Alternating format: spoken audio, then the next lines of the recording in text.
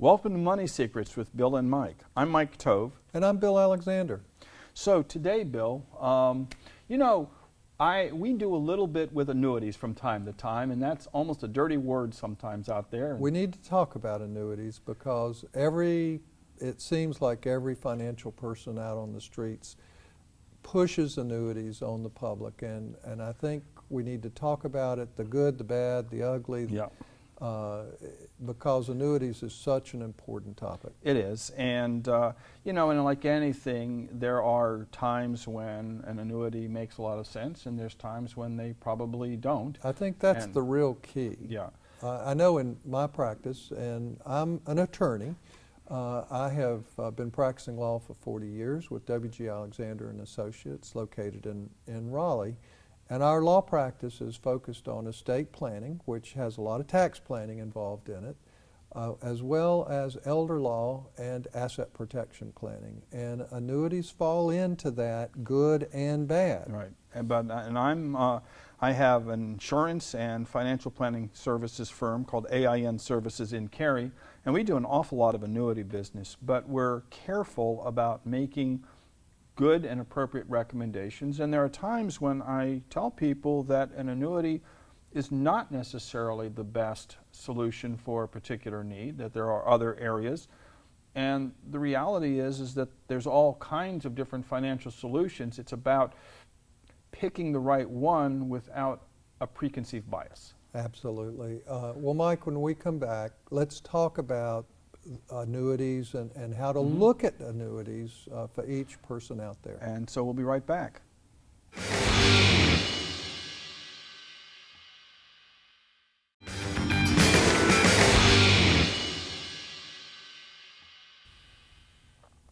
And we're back. So you know what, Bill, let's start with some real basics. What is an annuity?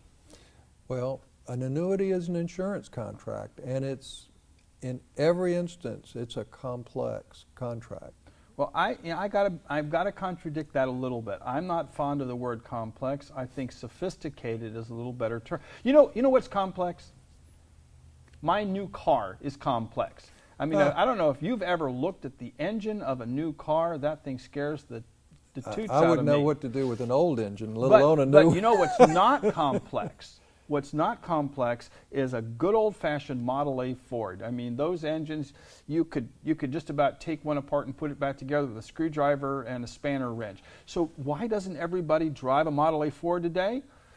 They're out there because the new cars have more convenience. They have more features. They do better. It's a comfort feature. They're not complex for the sake of complexity. They're sophisticated because with that comes other things. Okay, but when you're comparing annuities, you're comparing apples to oranges to grapefruits to grapes. I mean, every product is so different. Correct. There's a lot of fine print, and at least in my experience, there are very few people who actually read an annuity contract. No. And that's unfortunate. However, I will also say that if you look at the details of any investment program, they are extraordinarily complex. We don't get into that as well. Well, so all I'm let's saying simplify is that when you have a contract and then you have to rely on that financial advisor to really tell you what's good about it and what's bad. And at least in my experience, one of the tragedies is people tend to remember the good things and they forget the bad things. Or the other way around. But let's break it down, okay? So first of all, there are two broad categories of annuities. There are variable annuities and there are fixed annuities. Now, those are unfortunate terms because they don't mean what they really mean. What do they mean? Okay, a variable annuity, first and foremost, is a collection of investments, typically mutual funds, with an insurance wrapper around it. The actual technical definition of a variable annuity is where the insurance company must keep the deposited funds in a separate account. The separate account is the critical factor in real life on this. It has nothing to do with what the monies are actually doing. But that means that the insurance company has no way to take the money and use it for their own account to make money off of it, so there's a fee structure. And people get really caught up in these fees, and they can be pretty hideous, but to be fair, you get what you pay for, and sometimes it makes sense and sometimes it doesn't. Well, there's also other things about annuities that people need to be aware of, and most annuities come with very high penalties for a period of years if you need to get out of the contract. Well, in part. No, not in yes, part. because no, because most of them, at least, first of all, some of them have special privileges to get out without a penalty if there is some kind of a stated emergency. Sometimes. Medical, hospital, hospice, long-term care. So there are ways of getting out. But oftentimes those don't work for families. It might be your annuity, but it's your Sure. spouse who's sick. No, and, I understand that. And you don't have the ability to get So out because of a family member being sick. But the point is, and so let me back up, because I was talking about the two kinds. So a fixed annuity is a pure insurance product. Mm-hmm. And in that regard, the insurance company gets to commingle the deposits, they're called premiums, with the general funds account, and they can use that money for themselves, somewhat similar to the way when you put money in a bank. The bank has direct access to the funds, and they can make. So the key is you have to know, are you talking about a variable annuity, a fixed annuity? Fixed annuities typically do not have high fees, and in fact, most of them have no fees of any kind, because the insurance company can make money directly from the money. Within that category, then there are additional considerations. Are you going to use this as a personal pension? Fundamentally, a pension is an annuity. And if so, great. Are you going to start that income stream immediately? Are you going to defer it for a few years? How do you want that income stream to come? Do you want it for one life, two lives? Do you want it to be increasing? That is possible these days. But I think it's really important for folks to appreciate the fact that what you're talking about is investing to create an income stream. Sure. Eventually, whether or now, if it's an immediate annuity, it's immediate Right. income stream. But as opposed to simply putting your money in a place as a safe investment, because if you're doing that as opposed to doing it specifically to create an income stream, it can have problems for families in the future if they need to get out of the annuity. And of course, some of the other things that a lot of folks don't realize is that some annuities are created much more client-friendly than others. Oh, I mean, absolutely, some that's have true. very low penalties to get out, but you know, so many of the annuities are being pushed by financial advisors that have high penalties because they have high commissions. Right. So that's one thing for folks to look at, because at least in my experience, what I see with many insurance contracts, you never say always or never when you're talking about these kinds of things, but annuities sound really good during the accumulation phase. In other words, the contracts are very client-friendly. They do a lot of good things.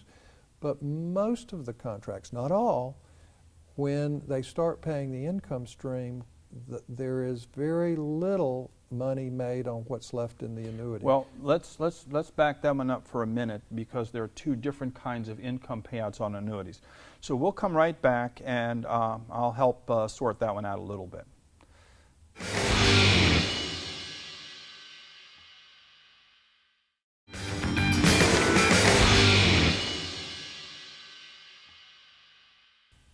And we're back. So Bill, what I was about to say before the break is simply this. You're right. There's actually, by the best count I've seen, in excess of 5,300 different annuity products out there, and they are all over the board. And quite frankly, some of them are, in my opinion at least, clearly better than others. But about income, there are two very broad categories of income generation, and really there's three different ways of approaching this. So first of all, there are annuity contracts where you can put the money in, you can grow it for a stated period of time, and it's usually not a finite, it's just that there is a minimum amount of time. It's a time deposit, and then you have access to the money on a completely discretionary basis. You can actually take money out of annuity contracts every single year, depending on the different company or the contract, some more, some less, but you have that flexibility. So that's one. Yeah, But I like those. yeah, I do too. But number two, then there is traditional annuitization. And that's a big fancy term, but what it basically means is you're going to take the sum of money and you're going to convert it into a finite stream of income. This is what you're talking about when you say that there's no growth on it. And that's absolutely true. But two things. First of all, if people are living longer than they used to and you have good longevity in your family, then what ends up happening is that you are actually getting a guarantee of income that you cannot ever outlive. So if you outlive a predetermined life expectancy, you're making money on it. But you know what? I never use those. Personally, I don't care for them because of that factor. Because if you die soon, there is no residual death benefit. You don't get growth as a death benefit in there. But see, Mike, that's what makes you different from Okay, most of the fair folks enough. who are out there Well, selling annuities. But the third leg of that stool is that there are annuities with what's called income riders. Now, in some cases, yes, you do pay a small fee for it. Sometimes you don't. But what that does is it allows the contract to be converted into a lifetime of income without disrupting growth on the baseline account. So that as the income is being paid out, there is still a residual amount that gets to grow, and it preserves a death benefit for the next generation. Now, is it permanent? No. You can outspend it.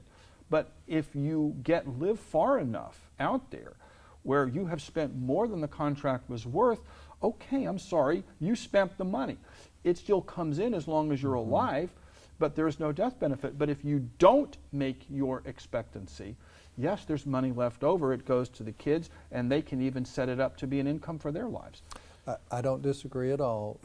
The money secret that I was trying to make sure that folks who are looking at annuities, that they look hard at, is the fact that they look at how do they get their money back, what are the rules as it relates to annuitization, or whether you have to annuitize or for how long, as opposed to simply looking at the accumulation stage where many annuities look fabulous during the accumulation stage, but they get you during the payout stage. I've seen a lot of that. And you know what's interesting, and it's a trend in the industry, is that more and more and more the issuing companies are saying, you know what, we are going to be careful about how much money we allow a client to put into an annuity contract with us, because under no circumstances is any financial product appropriate for 100% of somebody's money. It's just not the case. It's about diversification, and we use these for, you have somebody with a sum of money, and they have a portfolio, they have an estate. Some of that money is not going to be for short term. It just never is. Well, generally speaking, annuities are, for the most part, sold to seniors. I mean, that's where the big money is in America, and annuities tend to be pushed on seniors. There are some things that seniors tend to embrace. The fact that annuities are, quote, safe. And they are safe if you never have to liquidate that annuity. In other words, they will tend to grow, they won't go down in value, but if for some reason you have to liquidate, you need to get control of your money back, those guarantees go away with many of the products that are out there. And in many cases, you even get back because of the penalty and the market risk that comes back when the guarantees go away. You can end up getting back less money than you actually invested in the first place. And that's why it's so important for folks to truly understand the products that are out there and what's being presented to them. Well, one of the challenges that I run into on a near daily basis is that when people try to figure this stuff out themselves, there's an enormous amount of confusion. And the simplest analysis or the analogy for this is trying to understand the sport of baseball, let's say, by studying every sport on the planet except for baseball. I mean, how can you understand baseball by studying football, basketball, hockey, soccer, curling, golf? You can't. It's just not possible to try to understand one thing by trying to understand everything. There's so much difference out there, which comes back to what we have said all along about putting your trust in somebody who is trained, a professional, Well, that knows the ropes. And no, and I agree with you wholeheartedly. And there are many folks where an annuity is an appropriate product. You know, there are annuities out there with long-term care riders and the like that can be very helpful, particularly if somebody is uninsurable for life insurance. There are annuity products that can substitute for that. But liquidity, particularly for seniors, is such an important issue because seniors can run into times where they need cash in a big way. And of course, I deal in that all the time, as you know. And so seniors with modest amount of liquidity, they need to make sure that they don't tie their money up in an annuity if that's all they've got. They need a certain amount of liquidity, and this is why people need really good advice as to how much is enough for them in terms of liquidity versus an investment such as an annuity. I agree. So we'll be right back and cover a few more points on this, and see you soon.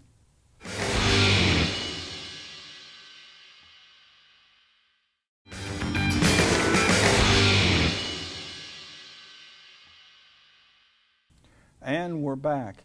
So, you know, Bill, I want to make it very clear that I completely concur with everything that you're saying here.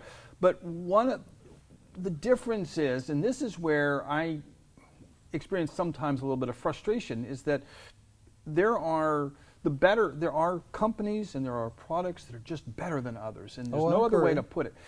But the best companies, the leaders in the industry these days, they have financial suitability requirements wherein they will not accept an annuity application. No, I agree. And part of what you're fighting, Mike, is the fact that some of the companies are far better than other companies. They're much more competitive, if you will. They're much more client-friendly, if you will. And you're fighting the same thing with the other folks out there who are simply pushing products. Right. And there's a difference between somebody who has one product that they're trying to push and a financial advisor who's really trying to help their clients and looking at what's in the best interest of their clients. And I guess one of the secrets on this is that, you know, should folks, even seniors, consider annuities? Sure. They have merit under specific circumstances. Case in point, if somebody is frightened of what's going to happen in the stock market, they're saying, you know, I'm in my retirement years, I cannot afford to go through another 2008. And I get that, because are we going to have another one like that? I don't know, but an awful lot of financial experts think we will. And so what's going to happen? And you know, it's funny because people say, well, I don't want to tie up my money, but the worst penalty maybe you're going to be paying on the downside is you would lose 10% if you had to liquidate, but what would you lose if the market crashes 30 or 40 or 50%? Well, that's, you know, again, that's where the penalty, if you liquidate and you take the penalty, you also, in most of the contracts I've seen, the guarantees go away, and then you're back at the market risk. And so if the market that's a variable annuity. Now that's a variable annuity that you're talking about, not fixed. And so with but see, that's why people need to understand the difference between the two and to choose which one will help them the most. And this is a difficult decision to make, and this is again why good financial advice is so important to families. And of course, for me, the other piece is not to forget that first rule of thumb, which liquidity is king. You know, having cash available for emergencies and a considerable amount of cash for seniors, it's really important. Never invest everything, put all your eggs in one basket. Right, but on the same token, I see the extreme. So I can think of, for example, I can think of a client that had $2 2/3 million in the bank. That was their entire portfolio. And I said, why? And they said, because what if there's an emergency? And I'm wondering, what kind of an emergency are they imagining with $2.7 million? That's going way overboard. And if you have that kind of liquidity, you can pretty much do anything you want to. But I doubt that even in that circumstance that you would want them to have less than several Sure. $100,000. But there are actual guidelines out there, and for nothing else, they come down from the College for Financial Planning. They come from a number of very respected sources, and so there are. So, Bill, let's wrap this up a little bit. We've been having a bit of back and forth, but I've got to say that for me, the money secret, more than anything else, is a familiar theme, and that is find someone who really can be a good advisor. So here's my recommendation. Somebody who is independent, somebody who can operate on both sides of the equation, both on the fixed side as well as on the variable side, which means that they can talk about investments as well as insurance products and so forth, so that there is a balance of view. Absolutely. And so the true money secret is, how do annuities fit in with your entire investment scheme? It's Correct. not your only investment scheme. Absolutely. And you need liquidity to go with it. And all of that together with the right financial advisor is what you're looking for when it comes to annuities. One operative word, in my opinion, balance. Balance. So I'm Mike Tove. I own AIN Services. You can reach us at 800-363-2296. And I'm Bill Alexander with W.G. Alexander and Associates. We're attorneys who focus on estate planning, elder law, and asset protection. And I hope you'll tune in for my radio show on Saturday mornings at 11 o'clock, WPTF 680 AM, for Asset Protection Today. And thanks for watching. See you next week.